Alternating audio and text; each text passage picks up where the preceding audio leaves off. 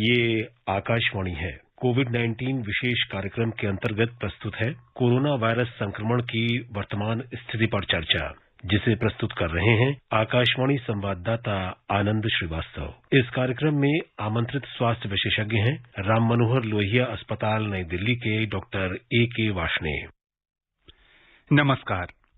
जिंदगी हमें हर पल कुछ न कुछ नया सीखने का अवसर देती है। कोरोना से जारी लड़ाई में भी हमें बहुत कुछ नया जानने और समझने का मौका मिला। मुश्किल हालात में दूसरों का साथ देना, समस्याओं के बीच संयमित बने रहना, मुश्किलों से घबराना नहीं, सकारात्मक सोच के साथ आगे बढ़ना और अपनी रोग प्रतिरोधक क्षमता को बेहतर बनाए रखने के लिए ध्यान देना। ये संघर्ष लंबा है और आगे भी हमें बहुत कुछ सीखने को मिलेगा। यूं ही सकारात्मक बने रहिए और संक्रमण से बचने की कोशिश करते रहिए। आप कोविड-19 से सचेत रहें, जागरूक रहें, इसीलिए आकाशवाणी पर हम लेकर आते हैं ये खास कार्यक्रम। आज के कार्यक्रम में मैं हूं आपके साथ आनंद श्रीवास्तव और हमारे साथ हैं वरिष्ठ स्वास्थ्य विशेषज्ञ doctor A.K. Varshney. Doctor Varshney, कार्यक्रम में बहुत बहुत स्वागत है आपका। जी, धन्यवाद। इससे पहले कि डॉक्टर साहब के साथ हम चर्चा शुरू करें, हम अपने श्रोताओं को बता देना चाहते हैं कि अगर वो भी इस कार्यक्रम से जुड़ना चाहते हैं तो हमें फोन कर सकते हैं। हमारा टोल फ्री नंबर है 1800-115767। हमारा एक और नंबर है 011-2331-4444। डॉक्टर वार्ष्णेय, कोरोना की वर्तमान स्थिति यही है कि देश के सभी जिलों में मामले कम हो रहे हैं, चीजें खुलते जा रही हैं, लेकिन इस बार भी वही चीज देखने को मिल रही है कि जैसे ही अनलॉक की प्रक्रिया शुरू हुई, लोग बड़ी तादाद में अपने घरों से निकल रहे हैं। वो बाजार में भीड़ इकट्ठी दिख रही है। साप्ताहिक बाजारों में भी एक जगह पर बहुत सारे लोग खड़े दिख रहे हैं। क्या आप कहना चाहेंगे ताकि संक्रमण की चेन जो बहुत हद तक टूट गई है वो यूं ही बनी रहे और तीसरी वेव की आशंका को हम खत्म कर सकें? देखिए, आपकी चिंता जो है बहुत ही जायज है, लेकिन ये ह्यूमन नेचर होता है कि देखिए, जब हम परेशानी में होते हैं तो हम सारे बंधन या प्रतिबंध को मानने के लिए तैयार होते हैं, और जैसे ही कोई परेशानी कुछ कम नजर आती है तो हम उस बंधन से छूटना चाहते हैं जी। और नेचुरली जब सरकारों ने मजबूर होकर लॉकडाउन किया क्योंकि केस बहुत ज्यादा बढ़ने लगे, और चूंकि ये वायरस हम बार बार जैसे पिछले एक साल से ज्यादा से भी यही बात कर रहे हैं कि ये वायरस एक व्यक्ति से दूसरे व्यक्ति को फैलता है जी। तो जब हमने लॉकडाउन कर दिया, जब व्यक्तियों का मिलना बंद हो गया, चाहे वो हमारे वर्क प्लेस पे हो, चाहे सामाजिक जगह हो, चाहे धार्मिक स्थानों पे हो, चाहे ट्रेवल में हो, तो वो वायरस का संक्रमण रुक गया और केसेस कम होते चले गए जी। लेकिन जैसा यही होता है कि फिर खुला तो कुछ तो देखिए मजबूरी हर एक की है, क्योंकि इकोनॉमिक एक्टिविटी भी सबको करनी है और काफी बड़ा असर लोगों की रोजगारी पर भी पड़ता है, उनके इकोनॉमिक कंडीशन पे भी पड़ता है, तो वो बाहर निकलते हैं या काम के लिए बाहर निकलते हैं या जो ट्रेवल्स वगैरह उन्होंने रोकी हुई थी उसके लिए बाहर निकलते हैं जी।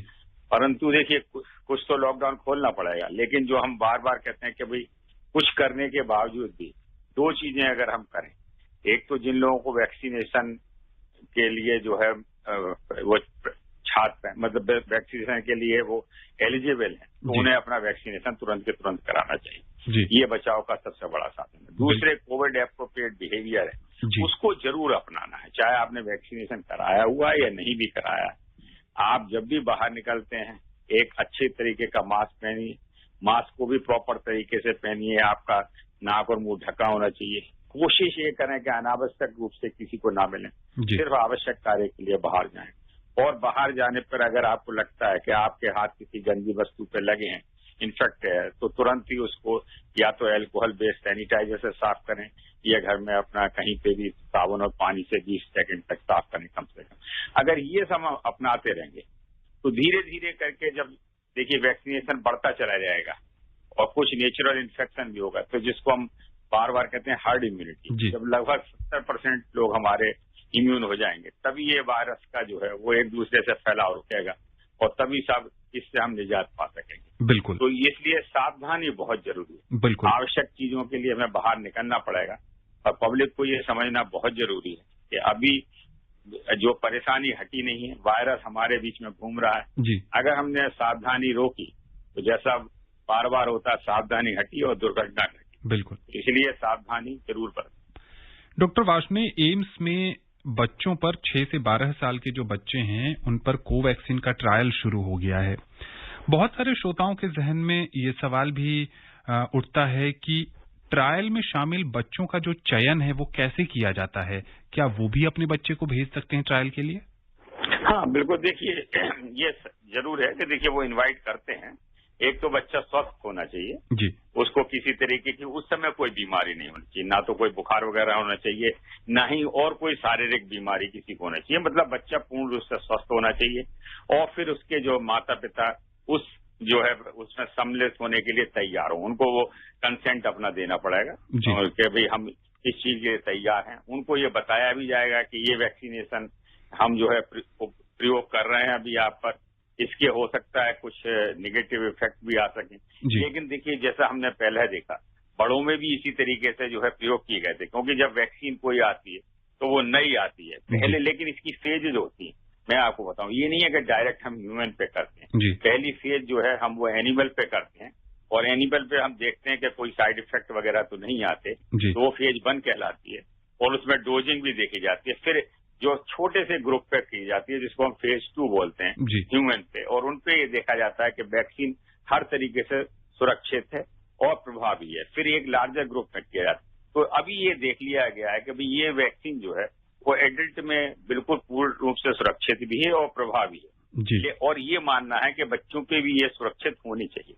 लेकिन डेफिनेटली देखिए, कोई भी चीज हम ट्राई कर रहे हैं, थोड़ा बच्चों के शरीर में जो है अलग रूप से जो है कोई भी लक्षण आ सकते हैं, तो ये चीज उनको पूरा बताया जाता है कि भाई देखिए, आप इस ट्रायल में सम्मिलित हो रहे हैं, ये आपके बच्चे के भले के लिए भी है, लार्जर पब्लिक इंटरेस्ट के लिए भी है, लेकिन अगर कोई साइड इफेक्ट होते हैं तो उसके लिए आपको तैयार भी होना पड़ेगा। तो इस तरीके से बच्चों का चयन होता है। परंतु चयन की जिस समय होगा उस समय बच्चा पूर्ण रूप से जो है शारीरिक रूप से और मानसिक रूप से स्वस्थ होना चाहिए। बिल्कुल ठीक। डॉक्टर वार्ष्णेय, जो लोग कोरोना संक्रमण से ठीक हो चुके हैं, पोस्ट कोविड सिंड्रोम की बात करें तो स्वस्थ होने के बाद भी लोग कई समस्याओं से जूझ रहे हैं। कमजोरी इतनी होती है कि चलने फिरने में दिक्कत होती है, ठीक से खाना नहीं खाया जा रहा है, और बहुत सारे लोग ऐसे भी हैं जो कहीं ना कहीं मानसिक अवसाद का भी सामना कर रहे हैं। कैसे निकलें इस सिचुएशन से? हाँ, देखिए, ये बिल्कुल आपने सही कहा कि जो अभी जो दोबारा जो संक्रमण आया था, इसमें हम लोगों ने ये देखा कि ये जो वायरस है वो काफी ज्यादा, एक तो संक्रमण फैला रहा था, दूसरे इसके साइड इफेक्ट भी बहुत ज्यादा थे। उस समय भी काफी लोग से बीमार हुए, काफी लोगों को हॉस्पिटलाइजेशन की जरूरत पड़ी, ऑक्सीजन की जरूरत पड़ी, वेंटिलेटर पे भी गए।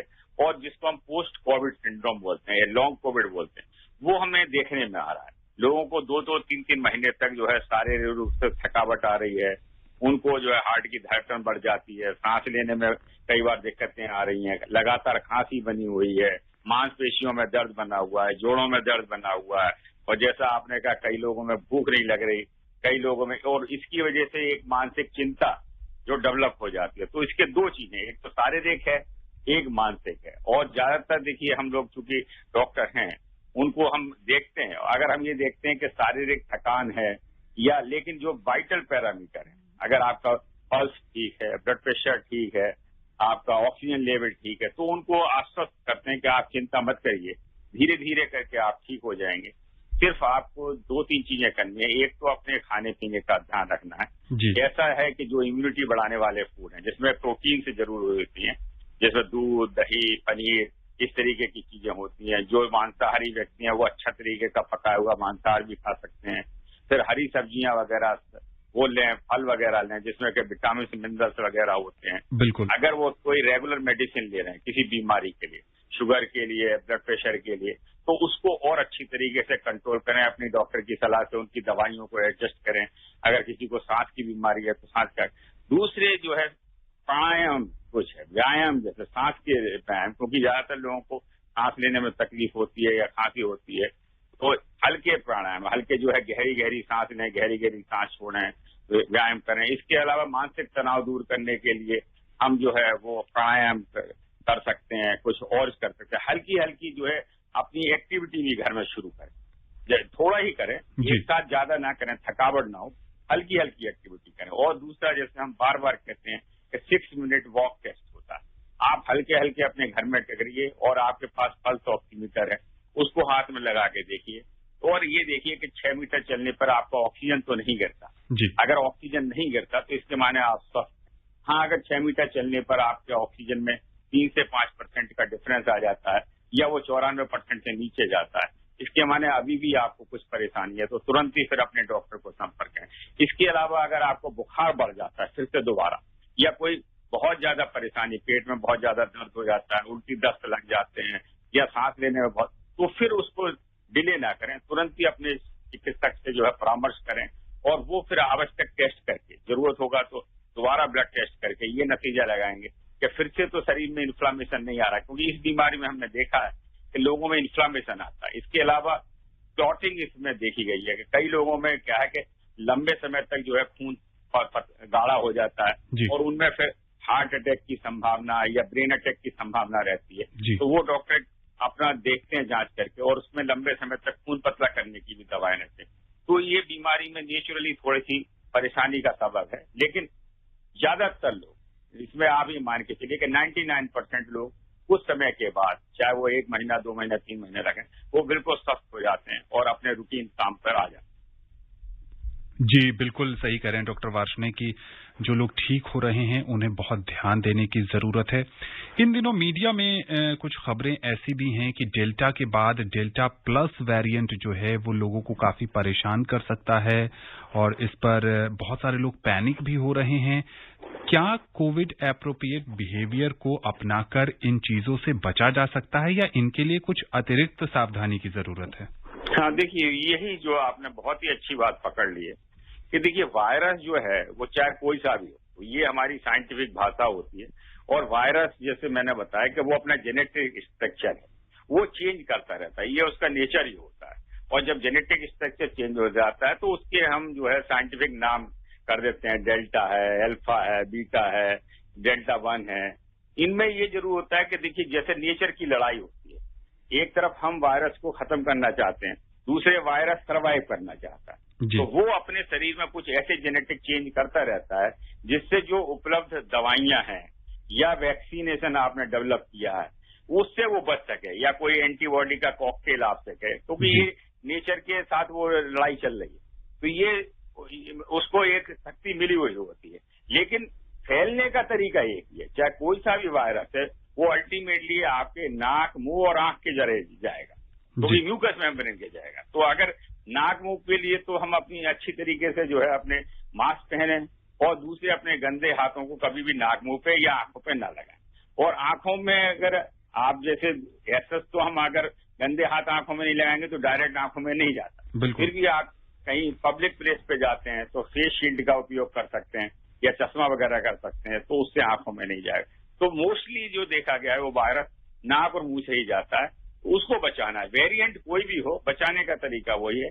वैक्सीन का देखिए सवाल है, अभी तक तो ये पाया गया कि जो वैक्सीन हमारी है और जो हम लगा रहे हैं वो ये वेरिएंट पर भी प्रभावी जी। लेकिन क्योंकि ये वायरस भी नया है, इसमें जेनेटिक स्ट्रक्चर भी नए होते हैं और वैक्सीन भी नई है, तो ये हमें समय ही आने वाला बताएगा कि हमारी वैक्सीन कितनी प्रभावी हैं और इन वैक्सीन का जो है वो कितना, हमारी एंटीबॉडी कितने शरीर में रहती हैं, 6 महीने रहती हैं, 9 महीने रहती हैं, साल भर रहती हैं, या वायरस कैसे कैसे अपना स्वरूप बदलता है। कई बार वायरस इसी तरीके से जेनेटिक वेरिएशन करके खत्म भी हो जाता है, जैसे हमने पहले देखा सार्स का ही। देखिए सार्स को कोरोना वायरस 2 है, इसका जब सार्स कोरोना वायरस बन आया था 2002 में, तो वो ऐसी वेरिएशन करके खत्म हो गया, वो कुछ ही केस कह आए थे। फिर 2012 में मर्स आया था, वो भी इसी का दूसरा रूप था, वो भी अपना वेरिएशन किया और वो भी खत्म हो गया। तो ऐसा नहीं है कि वायरस में जब चेंजेज आते हैं तो वो हमेशा बहुत ज्यादा नुकसानदायक होता है, कई बार वो चेंजेस उसके लिए भी घातक होते हैं और वो खत्म भी हो जाते हैं। बिल्कुल ठीक कह रहे हैं डॉक्टर वार्ष्णेय। यहाँ पर एक और चीज आपसे समझने की कोशिश करेंगे। सोशल मीडिया पर बहुत सारी खबरें चलती हैं और वो कई बार लोगों को प्रभावित करती हैं, लोग उन खबरों के मकड़जाल में उलझ जाते हैं। जब से ये फंगस की बीमारी आई है, व्हाइट फंगस, ब्लैक फंगस, ऐसा कहा जा रहा है कि जो घर में फ्रिज होता है, फ्रिज में जो ब्लैक काली काली जो फंगस लग जाती है, या फिर प्याज की ऊपरी सतह पर कई बार काले फंगस लग जाते हैं, क्या ये बीमारी उससे भी फैलती है? देखिए फंगस जो है हमारे आसपास सब जगह घूमता है, फंगस के जो स्पोर होते हैं वो हर जगह होते हैं, इवन हमारे नॉर्मल शरीर में भी फंगस के होते हैं, लेकिन हमें ये प्रभावित नहीं करते क्योंकि हमारे शरीर की इम्यूनिटी इतनी अच्छी होती है कि उस फंगल स्पोर को हमारे शरीर को प्रभावित होने से बचा लेती है और उसका नुकसान नहीं होता। लेकिन जब हमारी इम्यूनिटी कम हो जाती है, जैसे अभी जो कोरोना के संदर्भ में बात करें तो जिन लोगों को शुगर की बीमारी थी और जिन लोगों को लंबे समय तक हम लोगों ने स्टेरॉइड मतलब चले उनमें आईसीयू में चले या फिर लोगों ने मिस यूज किया, खुद ही बिना डॉक्टर सलाह के स्टेरॉइड लिए, उससे उनकी शुगर के लेवल बहुत हाई है जिसपे उन्होंने ध्यान नहीं दिया, तो उसमें जो इम्यूनिटी कम होने से फंगस को एक मौका मिल गया।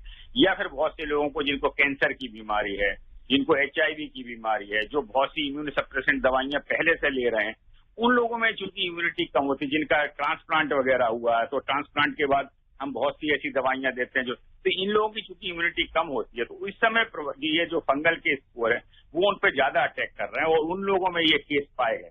तो नेचुरली या आईसीयू में जैसे लंबे समय तक रहे, तो जो आईसीयू की सेटिंग्स होती है, हमारी ट्यूबिंग वगैरह होती है, वहां पे भी स्पोर घूम रहे होते हैं, उनकी पूरी सफाई का ध्यान नहीं रखा गया, तो वो भी एक कारण है। तो मल्टीपल कारण बने हैं, लेकिन इतनी चिंता की बात नहीं है। देखिए, जो हमेशा जो है आप जिस तरीके से जीवन व्यतीत आए उसी तरीके से करें। हाँ, ये है कि अगर आपको कोई भी बीमारी है तो तुरंत ही अपने डॉक्टर से सलाह लें। अगर आपको शुगर इसमें मेन बीमारी है, अगर आपको किसी को डायबिटीज की बीमारी है तो उसको लाइट में मत लें। अगर दवाइयां आपका रेगुलर उसको मॉनिटर करेंगे, ग्लूकोमीटर वगैरह ले लीजिए, शुगर मॉनिटर करिए। अगर शुगर ज्यादा आ रही है तो अपने डॉक्टर से संपर्क करके अपनी दवाइयों को बढ़ाइए और उसको निश्चित रूप से नॉर्मल रखिए। बाकी जो नॉर्मल सफाई वगैरह का ध्यान है वो अपना रखिए। अगर भाप वगैरह ले सकते हैं तो वो लीजिए। तो इस तरीके से हम फंगस से बच सकते हैं। तो इतनी ज्यादा नेचुरली चिंता की बात हुई कि सडनली केस आ गए, कई हजार केस, 5-7 हजार केस हमारे पूरे आ गए, जो कि पहले साल में जो है 2-4-5 केस दिखाई देते थे हम लोगों को, वो सडनली ज्यादा दिखा। तो ये एक चिंता का तो विषय बना, लेकिन इतना नहीं है कि ये सारी जगह फंगस फैल गया। तो सावधानी बहुत जरूरी है, लेकिन बहुत चिंतित होने की बात। जी बिल्कुल। कार्यक्रम में पहले कॉलर जुड़ गए हैं। बिहार के सीतामढ़ी से सुजीत पाठक जी हैं। सुजीत जी, अपना सवाल पूछिए, स्वागत है आपका। नमस्कार। नमस्ते। पूछना था कि देश में सब बहुत सारे लोग हैं जो वैक्सीन नहीं ले रहे हैं, नहीं लेना चाह रहे हैं जी। तो इससे क्या सरकार की कोई कड़ा निर्देश है क्या? ये जानना चाहते हैं कि बहुत सारे लोग जो वैक्सीन लेने में अब भी आनाकानी कर रहे हैं, क्या सरकार किसी तरह का उनको प्रेरित करने के लिए कार्यक्रम तो चला ही रही है? हाँ, देखिए, ये बहुत ही अच्छा सवाल है इनका। बहुत से लोगों के मन में कुछ डर है, कुछ भ्रांतियां हैं, कुछ सोशल मीडिया में गलत खबरें आती रहती हैं। और देखिए, सरकार हर माध्यम से, देखिए आप एक इतना बड़ा माध्यम रेडियो है हमारा जो पूरे देश में जाता है, टेलीविजन है जो पूरे देश में जाता है, पत्रिकाएं हैं, अखबार हैं जो पूरे देश में जाते हैं, उनके माध्यम से लगातार पब्लिक को जागरूक किया जा रहा है। इसके अलावा देखिए, लगातार हर फोरम पे जो है डॉक्टर्स वगैरह लगातार आते रहते हैं जो पब्लिक को बताते हैं कि वैक्सीन से किसी तरीके की डरने की जरूरत नहीं।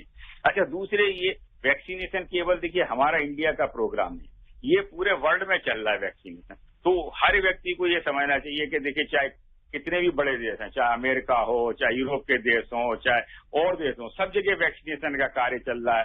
सब लोग वैक्सीन लगा रहे हैं। हमारे यहाँ कुछ लोगों में भ्रांतियां फैली हुई हैं कि वैक्सीन से हमें कुछ नुकसान हो सकता है, या मान लीजिए जैसे छोटे मोटे साइड इफेक्ट होते हैं कि वैक्सीन की जगह पे आपको दर्द हो गया या हल्का बुखार आ गया या कुछ पेट में दर्द, उल्टी दर्द होगा, तो उसको बड़ा चढ़ा के बताते हैं कि भाई वैक्सीन मत लगवाना, उससे बहुत नुकसान हो जाएगा। या कभी कभार जैसे कुछ केसेज आए जो खासतौर से जो यूरोप में या अमेरिका में आए, कुछ लोगों को जैसे 10 लाख में से 1-2 लोगों केस को कोई ब्लड में क्लॉटिंग हो गई या हार्ट में क्लॉटिंग हो गई, उसको बड़ा चढ़ा के पेश किया गया। तो मैं ये कहना चाहता हूँ फिर से आपके माध्यम से कि सभी वैक्सीन जो भी उपलब्ध हैं वो पूरी तरीके से सुरक्षित हैं, प्रभावी हैं और बहुत ही नेग्लिजिबल उनके साइड इफेक्ट हैं। सब लोगों को जिसको भी मौका मिल रहा है वैक्सीन लगवाने का, उन्हें तुरंत वैक्सीन लगवाना चाहिए, क्योंकि वायरस से बचने का केवल यही एक प्रभावी उपाय है। जी बिल्कुल। मध्य प्रदेश के नीमच से अरविंद वैरागी जी जुड़ गए हैं। अरविंद जी, कार्यक्रम में स्वागत है आपका। सर नमस्ते और डॉक्टर आपको भी नमस्कार। जी नमस्कार सर। आज मेरे 2 प्रश्न हैं। एक तो मैं तीसरी लहर के बारे में जानना चाहता हूं कि अगर जहाँ ब्रिटेन में ये तीसरी लहर वापस आई है, तो क्या हम ब्रिटेन का आवागमन जैसे और भी आवागमन के ऊपर ध्यान लगा सकते हैं और उसको रोकने की कोशिश कर सकते हैं? और दूसरा प्रश्न मेरा है सर, अभी सोशल मीडिया की बात चली थी सर, तो एक अफवाह ऐसी फैलाई जा रही है कि जो 5G का जो भी सर्वेक्षण चल रहा था उसके ऊपर लोगों ने ये भ्रम फैलाया गया कि 5G के द्वारा ये कोरोना को बढ़ावा दिया जा रहा है। वैज्ञानिक तथ्य क्या है सर, और इसमें सरकार का स्पष्टीकरण क्या बनता है सर? नहीं, देखिए ऐसा है, ये सब अफवाह है और ये तो आपने 5G का सुना भी होगा। ये कुछ कोर्ट में भी केस गया था, वहां से भी डिसमिस हो गया था और सरकार ने कह दिया कि ये 5G से किसी तरीके का कोई नुकसान नहीं है, तो ये कोरी अफवाह है। दूसरे नेचुरली देखिए जो इंटरनेशनल ट्रैवल होती है, इस पर लगातार जो है सरकारें स्टडी करती रहती हैं कि किस जगह से हमारे को जो है प्रॉब्लम होती है और उस जगह से कई बार टेम्परेरी जो है सस्पेंड कर दी जाती है, कई बार लंबे समय तक सस्पेंड कर दी जाती है, या फिर वो जो व्यक्ति जैसे एक दूसरी जगह जा रहे हैं उनको कहा जाता है कि आप अपना वैक्सीनेशन शेड्यूल करके पूरा आएं, या फिर अपना टेस्ट करा के आएं, या फिर वहां पर नहीं जाते तो कुछ समय के लिए जैसे 7 से लेकर 14 दिन तक उनको क्वारंटाइन में रखा जाता है। क्वारंटाइन का मतलब ये होता है कि अगर आपको अनजाने कोई इन्फेक्शन हो भी गया है तो उस समय में वो इन्फेक्शन पूर्ण रूप से आ जाएगा, तब तक आपको असुरक्षित मान के एक जगह रख देते हैं और जब वो पीरियड पूरा कर लेते हैं तो फिर आप उस जगह सोसाइटी में जा सकते हैं। तो ये कई मेथड होते हैं और इस पे लगातार सरकारें डिफरेंट समय पे डिफरेंट तरीके अपनाती रहती हैं, तो वो आपकी चिंता स्वाभाविक है, लेकिन इस पे लगातार सरकारों का ध्यान रहता है, इसलिए आप बहुत ज्यादा चिंतित ना हो। जहां तक देखिए कोई भी रेडिएशन या किसी चीज का है, ये देखिए जो हमारी सरकारें हैं ये लार्जर इंटरेस्ट में काम करती हैं, पब्लिक इंटरेस्ट में काम करती हैं, तो हमें कभी भी सोशल मीडिया के द्वारा नहीं होना चाहिए। जब भी कभी कोई जरूरत है तो जो गवर्नमेंट की जो ऑफिशियल वेबसाइट होते हैं, मिनिस्ट्री ऑफ हेल्थ की वेबसाइट होती है, ICMR की वेबसाइट होती है, उन पे जाके हमें जो है सटीक जानकारी लेनी चाहिए, इधर उधर की अफवाहों से बचना चाहिए। जी, राजधानी दिल्ली से सुरेंद्र सिंह रावत जी जुड़ गए हैं। सुरेंद्र जी, कार्यक्रम में स्वागत है आपका। हेलो जी, पूछिए क्या जानना चाहते हैं। नमस्कार सिद्धार्थ सिंह जी। जी नमस्ते, मैं आनंद श्रीवास्तव हूँ। हाँ नमस्कार आनंद श्रीवास्तव जी, और डॉक्टर वासने साहब को भी नमस्कार। जी नमस्कार। हाँ वासने साहब, मैं ये जानना चाहता हूँ कि कोई ऐसा भी यंत्र है जिससे नापा जा सके और पता लगाया जा सके कि शरीर में कितनी मात्रा में एंटीबॉडीज का निर्माण हुआ है या कितनी मात्रा में इम्यूनिटी बनी है हमारे शरीर के अंदर। तो ऐसा भी कोई यंत्र है जिससे नापा जा सके, पता?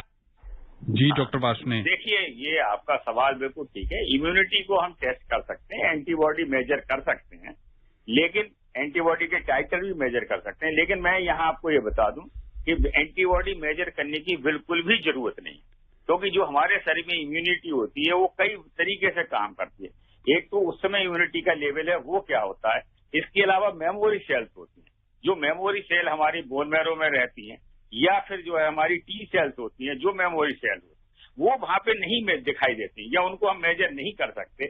लेकिन जब भी कोई दोबारा रिपीट इन्फेक्शन हो जाता है वो तुरंत ही आ जाती है मौके पर और उस समय एंटीबॉडी बनाना शुरू कर देती हैं या वायरस को किल करना शुरू कर जाते हैं। इसलिए गवर्नमेंट की भी ये गाइडलाइन है कि आप चाहे तो इन्फेक्शन हो गया है आपको या वैक्सीनेशन हो गया, किसी तरीके की भी एंटीबॉडी टेस्ट कराने की जरूरत नहीं है। हालांकि जो आपका पहला सवाल है, एंटीबॉडी का टेस्ट हम जरूर कर सकते हैं, और जब भी जो इस तरीके की जो वैक्सीन की ट्रायल्स होती हैं उन ट्रायल में एक्चुअली एंटीबॉडी का टेस्ट होता है, तभी उन एंटीबॉडी के टेस्ट से हम बता पाते हैं कि ये वैक्सीन कितनी प्रभावी है। लेकिन जनरल पब्लिक के लिए ये एडवाइजेबल नहीं है कि वो अपना एंटीबॉडी टेस्ट कराएं। जी, राजधानी दिल्ली से धर्मवीर जी जुड़ गए हैं। आकाशवाणी से जुड़ने के लिए बहुत बहुत स्वागत है आपका धर्मवीर जी। हेलो जी, पूछिए क्या जानना चाहते हैं आप। डॉक्टर नमस्कार जी, मैं धर्मवीर गांधी का दिल्ली से बोल रहा हूँ। जैसे कि हमारे 2 टीके लग जाएं जी, उसकी मियाद हमारे को कितने टाइम तक रहेगी, फिर उसके बाद हमें फिर दोबारा ये, अभी तो जरूरी है कि वायरस खत्म हो जाएगा, फिर उसके बाद हमें फिर दोबारा से हमें फिर सावधानी बरतनी पड़ेगी टीका लगवाने के लिए, हमें कब तक इसकी जो मजबूती बनी रहे, ये इसके बारे में कुछ बताएं। हाँ देखिए, आपका बहुत ही अच्छा सवाल है और बहुत ही वाजिब चिंता है।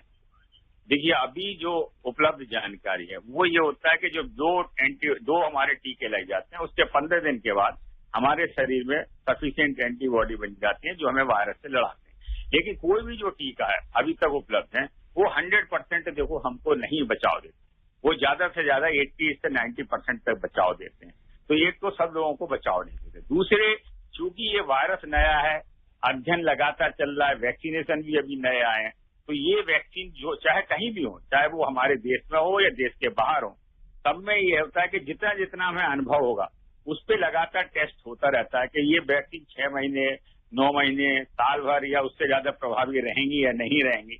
अभी तक तो देखिए यही है कि कम से कम जो है वो 6 से लेकर 1 साल तक ये प्रभावी रहनी चाहिए।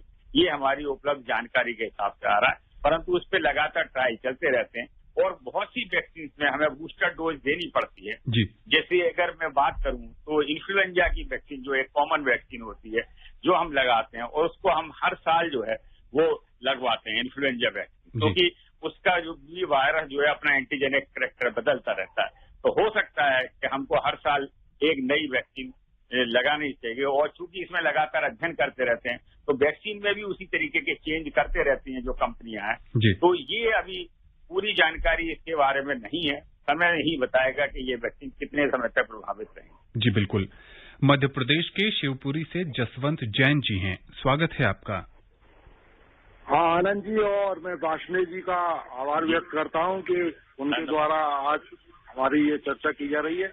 मैं एक बात कहना चाहता हूँ कि लोगों द्वारा ये भ्रम फैलाया जा रहा है कि जो सीरम या वैक्सीन लग रही है उसमें गाय के बछड़े का वो लगाया जा रहा है, जो कि भ्रम फैलाया जा रहा है।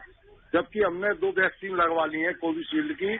इस तरह की कोई बात हमको समझ में नहीं आई, ना हमको बुखार आया, ना किसी तरह की कोई परेशानी हुई।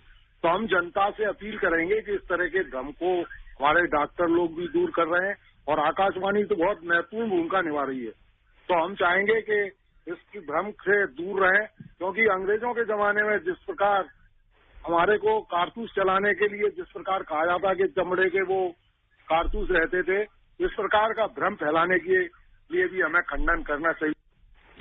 आज सरकार ने भी इस बात का खंडन किया है डॉक्टर वार्ष्णेय की जागरूक व्यक्ति बहुत जरूरी है समाज में जो है, क्योंकि देखिए डॉक्टर लोग या सारा हम लोग तो फैलाते हैं, परंतु सबसे बड़ा है कि जिन लोगों ने वैक्सीन लगवाई है। और अभी देखिए हमारे देश में करोड़ों लोगों ने, 20 करोड़ से भी ज्यादा लोगों ने वैक्सीन लगा ली है। तो वही एक तरीके से उसके जो है वो प्रभावी वो हो सकते हैं जो कि फैलाएं कि भाई हमें किसी तरीके का नुकसान नहीं हुआ।